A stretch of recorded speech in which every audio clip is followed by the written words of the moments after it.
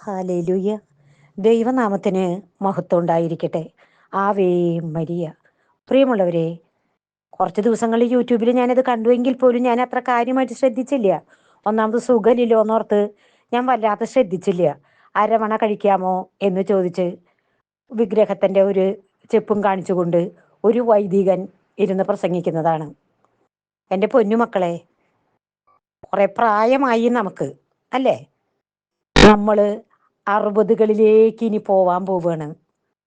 അപ്പോ കുറെ അനുഭവത്തിന്റെ വെളിച്ചത്തില് ഞാൻ എൻ്റെ പൊന്നുമക്കളോട് പറയാണ്, പലരും പല രീതിയിലും നിങ്ങളോട് പ്രസംഗിക്കും. ഇത് അവസാന കാലഘട്ടമാണെന്ന് മനസ്സിലാക്കുക. പരിശുദ്ധാത്മാവില്ലാത്ത ഒരു വ്യക്തിക്കും ഇതൊന്നും പറഞ്ഞു തരാൻ അറിയില്ല മക്കളെ. ഇത് സ്വർഗത്തിൽ നിന്ന് വരം ലഭിക്കണം, സ്വർഗം നമ്മോട് സംസാരിക്കണം.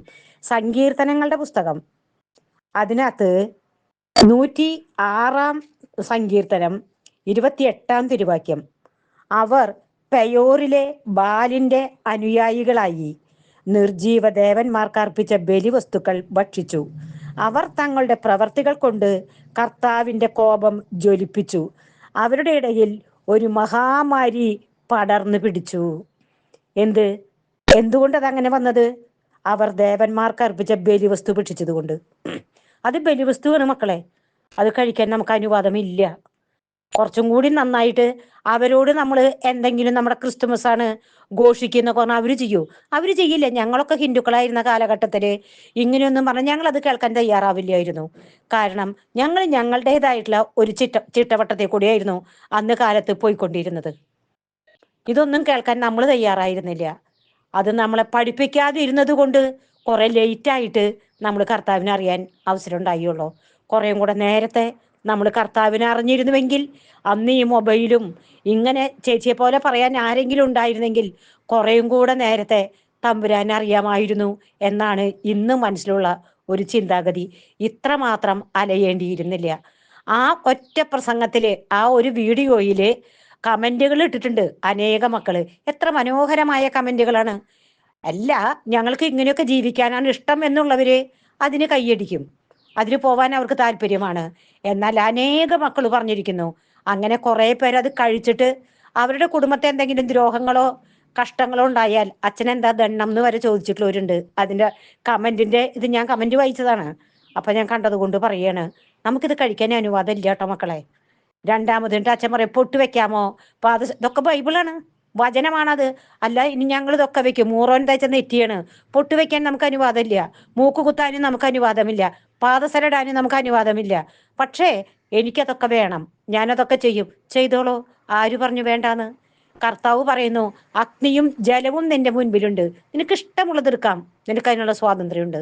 Price the Lord. വേണോ വേണ്ടേ എന്ന് തീരുമാനിക്കേണ്ടത് നീയാണ്, നിനക്ക് അതിനുള്ള സ്വാതന്ത്ര്യമുണ്ട്. Price the Lord. എന്നിട്ട് അതിന്റെ ഭവിഷ്യത്തുക്കൾ എന്താണെന്ന് വർഷങ്ങൾ പിന്നിടുമ്പോൾ എൻ്റെ പൊന്നുമക്കളെ അറിയും. ഹല്ലേലൂയ. അടുത്ത വചനം പറയാ, അവർ അവരോട് ഇടകലർന്ന് അവരുടെ ആചാരങ്ങൾ ശീലിച്ചു, അവരുടെ വിഗ്രഹങ്ങളെ അവർ സേവിച്ചു. അപ്പൊ വിഗ്രഹം എന്നൊന്നില്ലേ? പിന്നെ എന്തുകൊണ്ട് അങ്ങനെ എഴുതിയിരിക്കുന്നത്? വിഗ്രഹങ്ങളെ അവർ സേവിച്ചു, അതവർക്ക് ഒരു കെണിയായി തീർന്നു. കണ്ടോ? കെണിയായിന്ന്. നമ്മള് എലീനെ പിടിക്കാൻ വേണ്ടി കെണി വെക്കും. എലിക്ക് ഇഷ്ടപ്പെട്ട ഒരു തീറ്റയാണ് അതിനകത്ത് വെക്കുക, ഇഷ്ടപ്പെട്ട തീറ്റ. എലി പതുക്കെ വന്ന ആ കെണിയിൽ പെട്ടാൽ പിന്നെ എന്താ അതിന്റെ അവസ്ഥ? അതിന് നമ്മൾ കൊന്നിരിക്കും, അത് ചത്തിരിക്കും. Price the Lord. ഇങ്ങനെ ഒരു കെണിയായി തീരും നമ്മളിത്. അതൊന്നും കുഴപ്പമില്ല, അതുകൊണ്ട് ഇപ്പൊ എന്താ? എന്നിട്ട് വർഗീയത എന്നൊരു പേര്. ആരാ വർഗീയത ഉണ്ടാക്കണം? ആർക്കും ആരോടും വർഗീയതയില്ല. ഞങ്ങളെ ചുറ്റുവട്ടത്തൊക്കെ ഇപ്പൊ കുറേ ഹിന്ദു മക്കളുണ്ട്. ആദ്യമൊക്കെ അവർക്ക് ഞങ്ങളോട് ഭയങ്കര ഗൗരവവും വിഷമവും പോലെയായിരുന്നു. കാരണം ഞങ്ങളുടെ ആളുകളാണ് അവര്, ഞങ്ങളുടെ രക്തങ്ങളാണ് അവര്, ഞങ്ങളുടെ ബന്ധുമിത്രാദികളാണ് അവര്. ആദ്യം അവർക്ക് ഭയങ്കര വിഷമമായിരുന്നു. പക്ഷേ ഞങ്ങള് ഉറച്ചു നിന്നുകൊണ്ട് കർത്താവിന് വേണ്ടി ജീവിക്കുന്നത് കണ്ടപ്പോ പാവങ്ങള് അവർക്കും പതുക്കെ അവർക്ക് പേടിച്ചിട്ടാണ്. ഇങ്ങനെ ഞങ്ങൾ ഞങ്ങളുടെ ദേവന്മാരെ ഉപേക്ഷിച്ചു കഴിഞ്ഞാൽ ഞങ്ങൾക്ക് എന്തെങ്കിലും ദ്രോഹം ഉണ്ടാകുമെന്ന് പാവങ്ങൾ പേടിച്ചിട്ടാണ്. എന്നാൽ അവർക്ക് ഞങ്ങളോട് യാതൊരു ഗൗരവവും ഇപ്പോഴില്ല. ഭയങ്കര സ്നേഹമാണ്. കണ്ടു? അവരുടെ ആ ഒരു മനസ്സൊന്ന് ആലോചിച്ച് നോക്കുക എൻ്റെ മക്കള്. ഇത് ആർക്കും ഒരു വ്യക്തിപരമായിട്ടൊരു വൈരാഗ്യം ഉള്ളതായിട്ട് ഇപ്പം ഞങ്ങൾക്ക് ഫീൽ ചെയ്യുന്നില്ല. കാരണം ദൈവം ഞങ്ങളെ അനുഗ്രഹിച്ച് ഉയർത്തിയത് അവര് നോക്കി നിന്ന് കാണുമായിരുന്നു. അപ്പൊ അവരുടെ ഉള്ളിലേക്ക് തന്നെ തോന്നി പിന്നെ നമ്മുടെ ഒറ്റപ്പെട്ട് വേറിട്ട് നിന്നിട്ടുള്ള ഒരു ജീവിതം, ആഘോഷങ്ങളില്ലാത്തൊരു ജീവിതം. നമ്മുടെ ജീവിതങ്ങൾ കർത്താവ് പറഞ്ഞ സ്വർഗസ്ഥനായ പിതാവിനെ നിങ്ങൾ മറ്റുള്ളവരുടെ മുമ്പിൽ മഹത്വപ്പെടുത്താൻ, അങ്ങനെ നിങ്ങളുടെ പ്രവർത്തികൾ കണ്ടുകൊണ്ട് അവരും യേശുവിനെ അറിയട്ടെ എന്ന്. Price the Lord. അങ്ങനെയാണ് ഇന്ന് ഞങ്ങളുടെ ചുറ്റുവട്ടം. ഒന്നും വേണ്ട, എൻ്റെ ഹസ്ബൻഡ് മരിച്ചു കഴിഞ്ഞപ്പം എന്തുമാത്രം ആളുകളാണ് വന്നത്. വന്നത് മുഴുവൻ ഞങ്ങളുടെ ആളുകളുണ്ടായിരുന്നു. ഞങ്ങളുടെ ആളുകളായിരുന്നു അത് മുഴുവൻ, ഞങ്ങളുടെ രക്തങ്ങള്. Price the Lord. ഒരു ഗൗരവവും ഇല്ലാതെ. അവിടെ എവിടെയായിരുന്നു വർഗീയത? ഒരു വർഗീയത ഉണ്ടായില്ല. ഭയങ്കര സ്നേഹത്തോടെ വന്ന് എല്ലാറ്റിലും പങ്കെടുത്ത് 41 വന്ന് ഭക്ഷണം കഴിച്ച് സന്തോഷത്തോടെ എല്ലാവരും പിരിഞ്ഞു പോയി. നമുക്കൊരു ആപത്താന്ന് വരുമ്പോഴത്തേക്ക് നിസ്സാരം പറഞ്ഞാല്, ഇന്നലെ ഞാൻ ഞങ്ങളുടെ ഗേറ്റിന്റെ അടുത്ത്, അവിടെ അടുത്തൊരു കടയുടെ അടുത്ത് ഇങ്ങനെ നിൽക്കണ്. കുറച്ച് പേര് ബൈക്കിൽ ഇങ്ങോട്ട് വന്നു, കുറച്ച് കുട്ടികൾ. അവരെൻ്റെ അടുത്ത് വന്നിട്ട് ചോദിച്ചു, സുഖല്ലേ ചോദിച്ചു. എന്നെ പുറത്ത് കാണാറില്ലേ അവര്? പള്ളിയിലൊന്ന് പോകുന്നു, അത് കാറിൽ പോകുന്നു, തിരിച്ചു പോരുന്നു. അപ്പോൾ അവരെന്നെ അവിടെ വെച്ച് കണ്ടപ്പോൾ അവർക്ക് കുറേ നാൾ കൂടി, ഒരു കൊല്ലം കാണായിട്ട് എന്നെ പുറത്ത് കാണാണ്. എൻ്റെ അടുത്തേക്ക് ഓടി വന്നു, സുഖല്ലേ എന്ന് ചോദിച്ചു. ഞാൻ പറഞ്ഞു, ആ സുഖമായിരിക്കണം മക്കളെ എന്ന്. എന്തെങ്കിലും ആവശ്യം ഉണ്ടെങ്കിൽ പറഞ്ഞോളൂട്ടോ, ഒരാൾ സഹായത്തിന് എന്ത് വേണമെങ്കിൽ വിളിച്ചോളൂട്ടോ, ഞങ്ങൾ ഓടി വരൂ കേട്ടോ. ഒക്കെ ഹിന്ദു മക്കളാണ് പറഞ്ഞത്. അവിടെ എവിടെയാണ് വർഗീയത? അപ്പോ ഇത് ഇന്നലെ അല്ല കർത്താവ് ഈ ലോകത്തിലേക്ക് വന്നത്. കർത്താവ് വന്ന് പോയിട്ട് 2024 ഉയർത്ത് ഉത്തിതനായി നമ്മളോട് കൂടെ പോയി എന്നൊന്നും പറയാൻ പറ്റില്ല. നമ്മോട് കൂടെ, ഞാനാണ് നിങ്ങൾക്ക് മുമ്പേ പോകുന്നത്, അവൻ നമ്മോട് കൂടെ സഞ്ചരിക്കുന്നു. അവനാണ് മുമ്പിൽ പോകുന്നത്. കർത്താവാണ് നിങ്ങളുടെ മുമ്പിൽ പോകുന്നത്. അവൻ നിന്റെ വലതുകരം പിടിച്ചിരിക്കുന്നു. കർത്താവ്, നിങ്ങൾ ശാന്തരായിരുന്നാൽ മതി, ഞാൻ നിങ്ങൾക്ക് വേണ്ടി യുദ്ധം ചെയ്തുകൊള്ളാം. Price the Lord. കർത്താവ് നമ്മുടെ പക്ഷത്തെങ്കിൽ ആര് നമുക്ക് എതിര് നിൽക്കും? നമ്മൾ ആദ്യം എന്ത് ചെയ്യണം? നമ്മൾ വചനം അനുസരിക്കണം. വചനം അനുസരിച്ച് നമ്മൾ യാത്ര പുറപ്പെടണം. നമ്മൾ സംഖ്യയുടെ പുസ്തകത്തില് ബാലാമിനെയും ബാലാക്കിനെയും കുറിച്ചിട്ട് കാണുന്നുണ്ട്. അതിൽ കർത്താവ് പറയുന്ന ഒരു വചനമാണ് സംഖ്യയുടെ പുസ്തകം 23-ാം അധ്യായം 9-ാം തിരുവാക്യത്തിന്റെ, പാറക്കെട്ടുകളിൽ നിന്ന് ഞാൻ അവനെ കാണുന്നു, മലമുകളിൽ നിന്ന് ഞാൻ അവനെ നിരീക്ഷിക്കുന്നു. വേറിട്ടു പാർക്കുന്ന ഒരു ജനം, ജനതകളോട് ഇടകലരാത്ത ഒരു ജനം. കേട്ടു എൻ്റെ കുട്ടികൾ? വേറിട്ടു പാർക്കുന്ന ഒരു ജനം. കർത്താവിന്റെ മക്കളെ കുറിച്ച് കർത്താവ് സാക്ഷ്യപ്പെടുത്തിയത്, ജനതകളോട് ഇടകലരാത്ത ഒരു ജനം.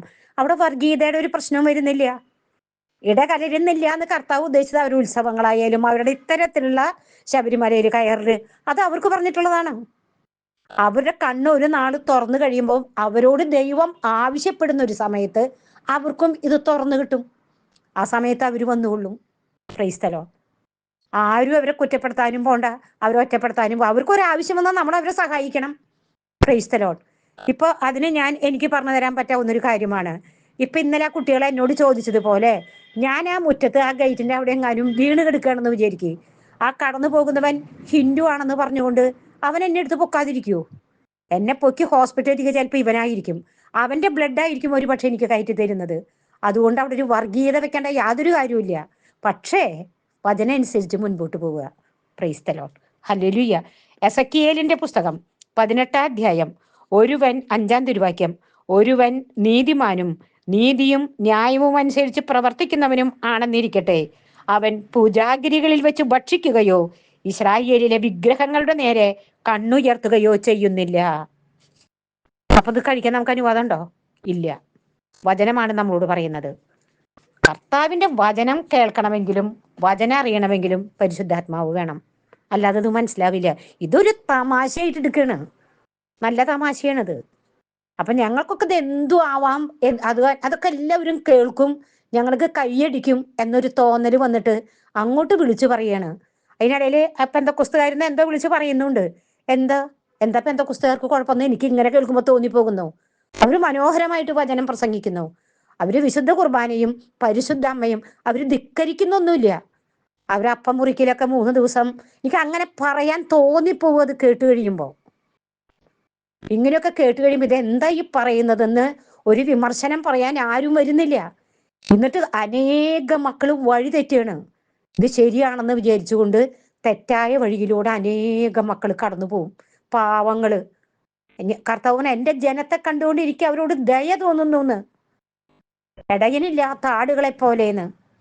എന്നിട്ട് ഈ മക്കള് നാളെ കഷ്ടവും ബുദ്ധിമുട്ടുമായിട്ട് രോഗങ്ങളായി ക്യാൻസർ വന്ന് ചികിത്സിക്കാൻ പൈസയില്ല. കർത്താവ് പറയുന്നത്, നീ കൊടുക്കുന്നവളാകും. വാങ്ങുന്നവളാവുകയില്ലാന്ന്. കടം ചോദിച്ചു ചെന്ന കൊടുക്കുവോ? കൊടുക്കൂല. അപ്പൊ ഇതൊക്കെ നമ്മൾ മനസ്സിലാക്കേണ്ട ചില കാര്യങ്ങളാണ് മക്കളെ. അതുകൊണ്ട് ആരെയും ദൈവവചനം പങ്കുവെക്കുന്ന മക്കളെ കുറ്റം പറഞ്ഞിട്ട് ദൈവവചനം പങ്കുവെക്കണം. Price the Lord. അവിടെ 2 കൊരിന്ത്യർ ലേഖനം 5-ാം 6-ാം 14 മുതലുള്ള തിരുവാക്യങ്ങള്, നിങ്ങൾ അവിശ്വാസികളുമായി, ഇത് പൗലോസ് ശ്ലീഹ തന്നെ പറഞ്ഞിരിക്കുന്നത്, നിങ്ങൾ അവിശ്വാസികളുമായി കൂട്ടുചേരരുത്. നീതിയും അനീതിയും തമ്മിൽ എന്തു പങ്കാളിത്തമാണുള്ളത്? പ്രകാശത്തിന് അന്ധകാരവുമായി എന്ത് കൂട്ടുകെട്ടാണുള്ളത്? ക്രിസ്തുവിന് ബലിയാലുമായി എന്ത് യോജിപ്പാണുള്ളത്?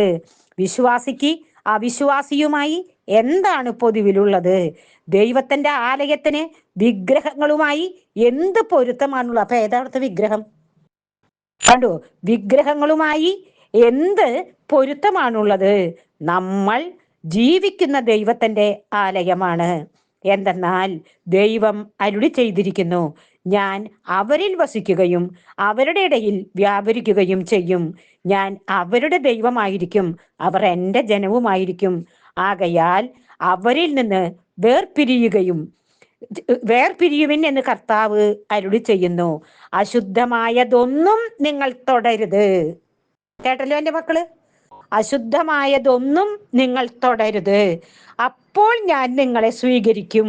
ഞാൻ നിങ്ങൾക്ക് പിതാവും നിങ്ങൾ എനിക്ക് പുത്രന്മാരും പുത്രികളും ആയിരിക്കുമെന്ന് സർവശക്തനായ കർത്താവ് അരുളി ചെയ്യുന്നു. Price the Lord. എത്ര മനോഹരമായിട്ടാണ് ആ വചനഭാഗത്തിൽ പറഞ്ഞിരിക്കുന്നത്. എന്താ അതൊന്നും നമുക്ക് കണ്ടുകൊണ്ടൂടെ? Price the Lord. വീണ്ടും യോഹന്നാന്റെ സുവിശേഷം അതിനകത്ത് പറയാണ്, നിങ്ങൾ ഈ സത്യാത്മാവിനെ സ്വീകരിക്കാൻ ലോകത്തിന് സാധിക്കുകയില്ല. കാരണം അതവനെ കാണുകയോ അറിയുകയോ ചെയ്യുന്നില്ല. എന്നാൽ നിങ്ങൾ അവനെ അറിയുന്നു, കാരണം അവൻ നിങ്ങളോടൊത്തു വസിക്കുന്നു, നിങ്ങളിൽ ആയിരിക്കുകയും ചെയ്യും. ഞാൻ നിങ്ങളെ അനാഥരായി വിടുകയില്ല. ഞാൻ നിങ്ങളുടെ അടുത്തേക്ക് വരും. അല്പസമയം കൂടി കഴിഞ്ഞാൽ പിന്നെ ലോകം എന്നെ കാണുകയില്ല, എന്നാൽ നിങ്ങൾ എന്നെ കാണും. ഞാൻ ജീവിക്കുന്നു, അതിനാൽ നിങ്ങളും ജീവിക്കും. വീണ്ടും കർത്താവിന്റെ എന്താ പറയാ, പറഞ്ഞറിയിക്കാൻ പറ്റാത്തത്രയും പോലത്തെ ഒരു വചനം. അതൊന്ന് കേൾക്കും നിങ്ങൾ എല്ലാവരും. യേശു പ്രതിവചിച്ചു, എന്നെ സ്നേഹിക്കുന്നവൻ എൻ്റെ വചനം പാലിക്കും. അപ്പോൾ എൻ്റെ പിതാവ് അവനെ സ്നേഹിക്കുകയും ഞങ്ങൾ അവൻ്റെ അടുത്ത് വന്ന് അവനിൽ വാസമുറപ്പിക്കുകയും ചെയ്യും. എന്നെ സ്നേഹിക്കാത്തവനോ എൻ്റെ വചനങ്ങൾ പാലിക്കുന്നില്ല. നിങ്ങൾ ശ്രവിക്കുന്ന ഈ വചനം എൻ്റേതല്ല, എന്നെ അയച്ച പിതാവിൻ്റെതാണ്. കേട്ടല്ലോ? അതുകൊണ്ട് വചനം കർത്താവ് ആരുടെ അടുത്തേക്ക് അയച്ചുവോ അവർക്കല്ലാതെ ഇതും മനസ്സിലാക്കാൻ ആർക്കും സാധിക്കില്ല. വചനം അനുസരിക്കാത്തവനെ ദൈവം പറയുന്നു, ഞാൻ അവനെ അറിയില്ല എന്ന്, അവൻ ലോകത്തിന്റെ മകനാണെന്ന്. ഹല്ലേലൂയ. അതുകൊണ്ട് തന്നെ എൻ്റെ പൊന്നുമക്കളെ, ഇതൊക്കെ നിങ്ങൾ പലതും കേൾക്കും. നിങ്ങളിതൊന്നും കേട്ടിട്ട് ആ വഴിക്ക് പോയിട്ട് നിങ്ങൾ ഇല്ലാതായി പോവരുത് കേട്ടോ. സ്വർഗവും നരകമുണ്ടെന്ന് എൻ്റെ മക്കൾ മനസ്സിലാക്കണം. കർത്താവ് വരും. ബൈബിൾ എന്താണോ പറയുന്നത് അത് നിങ്ങൾ ചെയ്യേ. ദൈവം എല്ലാ സബ്സ്ക്രൈബേഴ്സിനെയും വ്യൂവേഴ്സിനെയും അനുഗ്രഹിക്കട്ടെ എന്ന് പ്രാർത്ഥിക്കുന്നു. ലോകം മുഴുവനും വേണ്ടി പ്രാർത്ഥിക്കുന്നു. അമ്മേ മാതാവേ, നീതിമാനായ വിശുദ്ധ പിതാവേ, അപ്പസ്തോല ഗണങ്ങളെ, മാലാഖമാരെ, വിശുദ്ധരെ, നിങ്ങൾ ഞങ്ങൾക്കായി പ്രാർത്ഥിച്ചതിന് നന്ദി. തുടർന്നും ഞങ്ങൾക്ക് വേണ്ടി പ്രാർത്ഥിക്കണമേ എന്ന് താഴ്മയോടെ യാചിച്ചുകൊണ്ട് നിത്യം പിതാവും പുത്രനും പരിശുദ്ധാത്മാവുമായി സർവശക്തനായ ദൈവമേ, ആമേൻ.